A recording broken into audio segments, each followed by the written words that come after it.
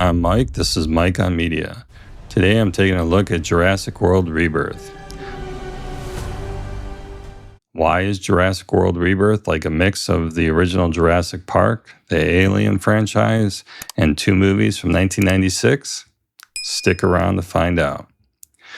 Released in July of 2025, Jurassic World Rebirth is the seventh entry into the Jurassic franchise and the fourth installment in the Jurassic World saga.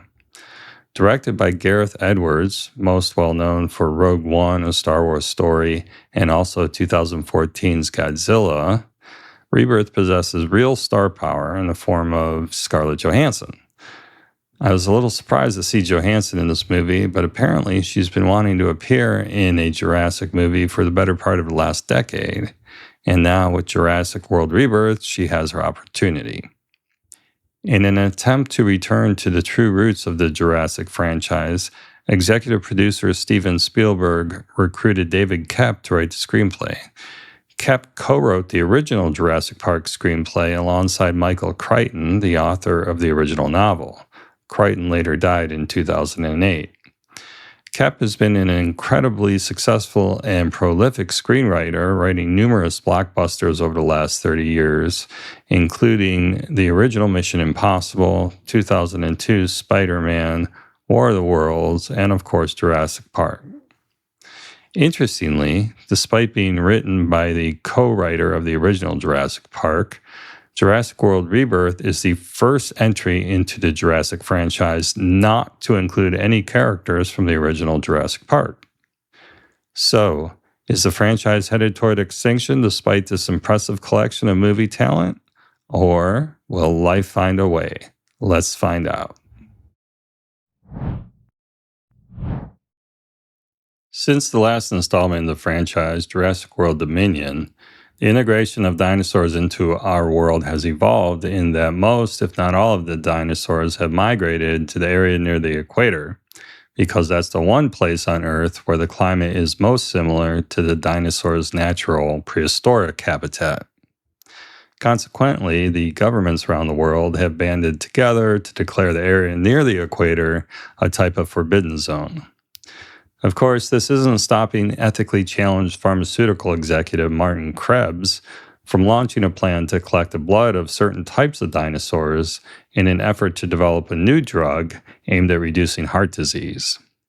With the promise of a lot of money, Krebs recruits a missions specialist, one Zora Bennett, aka Scarlett Johansson, as well as the obligatory paleontologist, in this case Dr. Henry Loomis, played by Jonathan Bailey. Soon after, Zora puts together the rest of a team, and off they go by boat to the dinosaur-infested equator. In a twist of fate, the team reluctantly ends up involved with a small family who had the misfortune of inadvertently sailing through the same dinosaur zone. Soon after, chaos ensues. Most of the action plays out on Ile Saint-Hubert, a small island that had previously been used for doing unethical genetic experimentation on dinosaurs, until a tragic mishap 17 years earlier had forced the island to be abandoned with all the dinosaurs running amok. What follows are numerous encounters with dinosaurs as Scarlett Johansson's team tries to complete their mission and everyone struggles just to stay alive. Will the team complete the mission, or is this the least of their problems? Will anyone make it off of this island infested with dinosaurs, mutant and otherwise, or will it become the final resting place of all involved?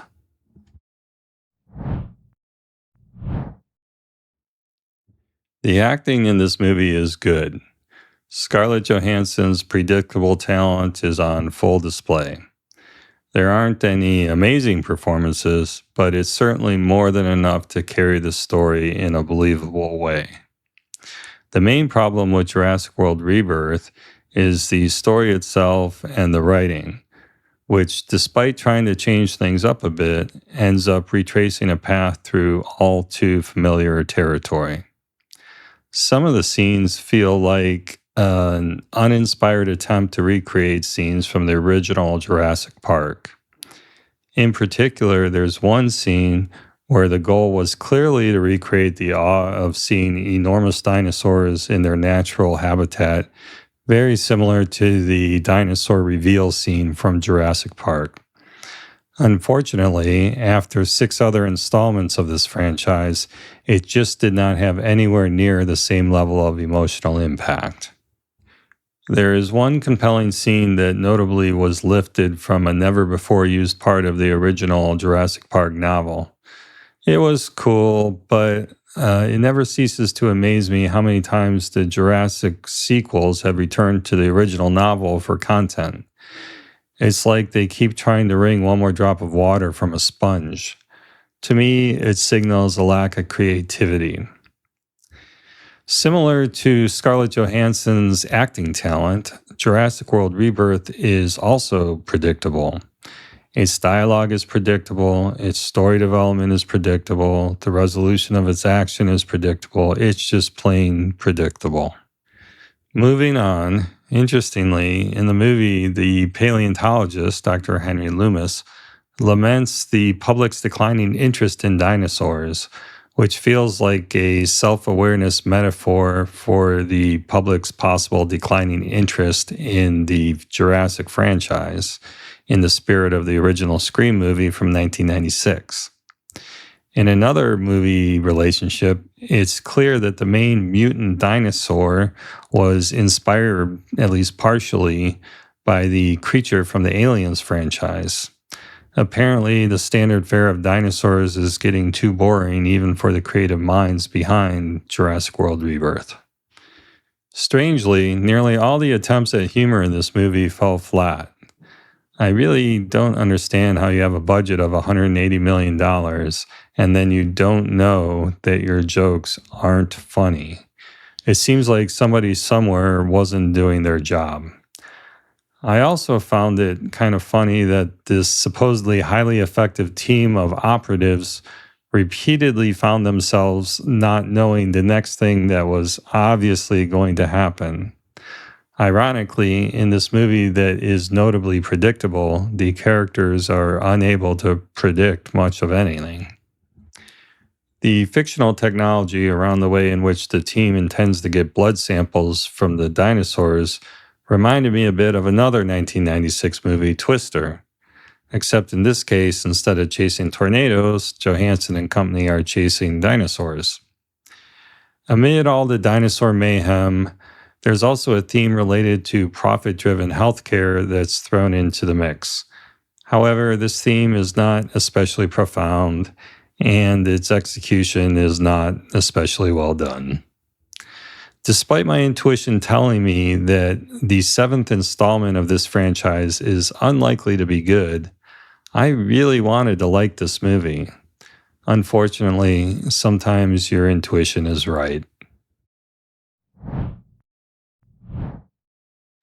In terms of a rating, I give Jurassic World Rebirth 2.5 out of 5 stars. Even the great Scarlett Johansson couldn't save this movie from its destiny with mediocrity. If you really like the franchise, you'll probably want to see the movie. If you're bored and it comes across one of your streaming services, sure, check it out. But otherwise, I suggest you spend your time elsewhere.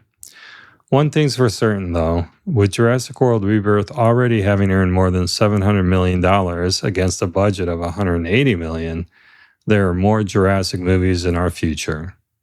Life will find a way.